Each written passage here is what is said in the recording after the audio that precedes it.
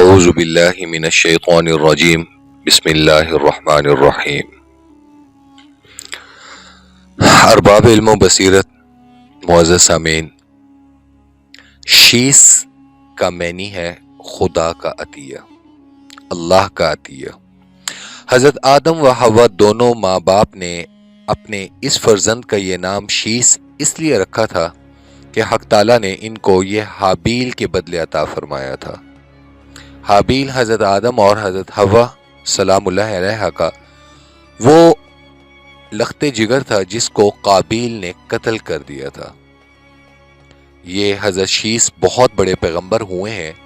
حضرت ابو ذر رضی اللہ تعالی عنہ حضور اکرم صلی اللہ تعالی علیہ وسلم سے روایت کرتے ہیں کہ آپ نے فرمایا، خدا عز و جل نے کل 100 صحیفے نازل فرمائے اور 4 آسمانی کتابیں نازل فرمائی، اور صرف حضرت شیس علیہ السلام پر 50 صحیفے نازل فرمائے۔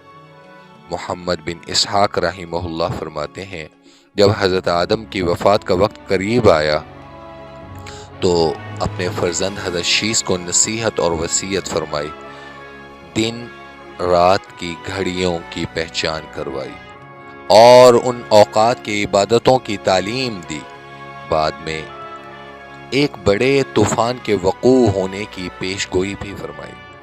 کہا جاتا ہے کہ آج تمام لوگوں کے نسب حضرت شیس پر انتہا کو پہنچتے ہیں، کیونکہ ان کے علاوہ دوسری اولاد اختتام کو پہنچ گئی تھی، اور جمعے کے دن جب حضرت آدم علیہ السلام وفات پا گئے تو فرشتے حنوط یعنی کہ خوشبو کا سامان وغیرہ لے کر حضرت آدم کے پاس آئے اور حق تعالیٰ کی طرف سے جنت کا کفن بھی لائے۔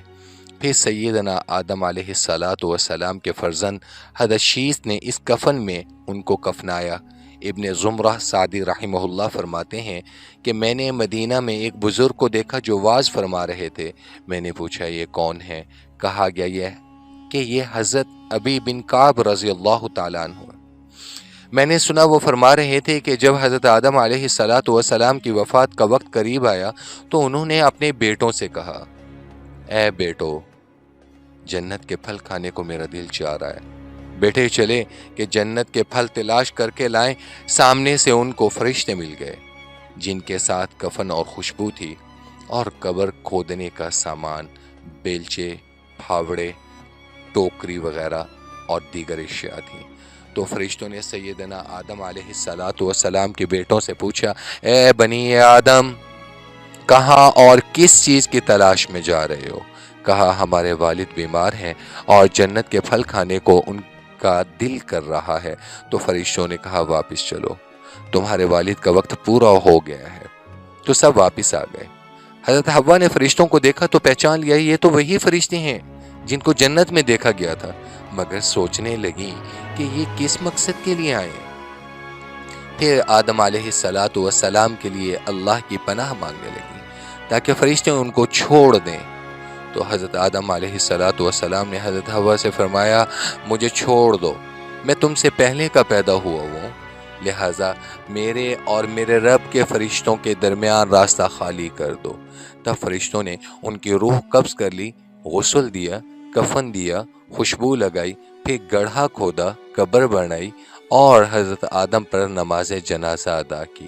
پھر ان کو قبر میں داخل کیا اور قبر کے اوپر مٹی ڈالی۔ پھر کہا، اے آدم کی اولاد، تمہارا یہی طریقہ اور وتیرہ ہوگا کہ جب تمہاری امتوں میں لوگ وفات پا جایا کریں گے تو ان کو اسی طریقے سے کفنانا اور دفنانا۔ معزز سامعین، حضرت شیس علیہ السلام کا ذکر پورے قرآن میں کہیں نہیں ہے، لیکن احادیث میں رسول اللہ صلی اللہ تعالی علیہ وسلم نے ان کی کچھ نشانیاں اور ان کے بارے میں جو بتایا، اور احادیث کے اوراق میں یا تاریخ کے اوراق میں جو کچھ موجود تھا آپ کو گوش گزار کر دیا۔ جزاک اللہ احسن الجزا۔